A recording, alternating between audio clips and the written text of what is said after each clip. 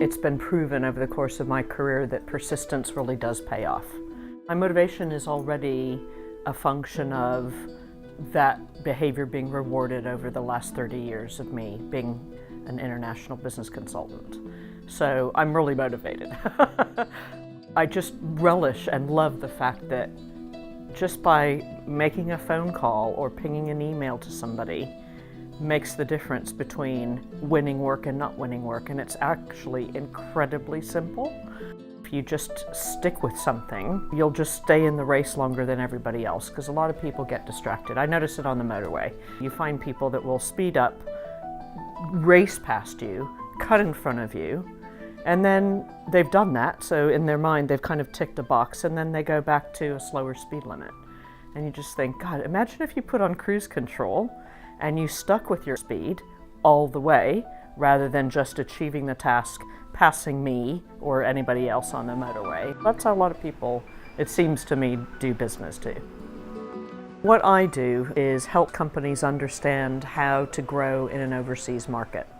And that ultimately means understanding what adaptations are going to be needed for that other place.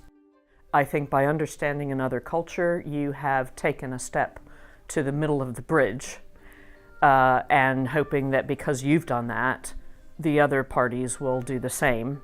And that's ultimately what it's about. Business is ultimately about understanding other people. 3 pieces of advice, I think, for a woman in the early part of her career. I think one would be true to yourself. We have to all be flexible to a certain extent, but don't compromise your values and who you are for the sake of profit or for the sake of other people in an organization.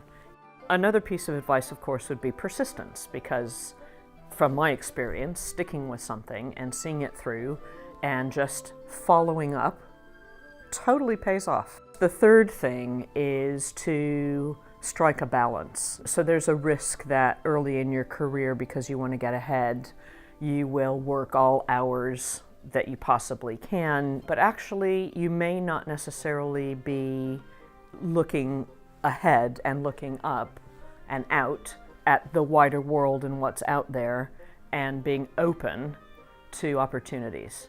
And I think all of us are presented with opportunities every single day, and really the mark of success is choosing, more often than not, good opportunities rather than bad opportunities.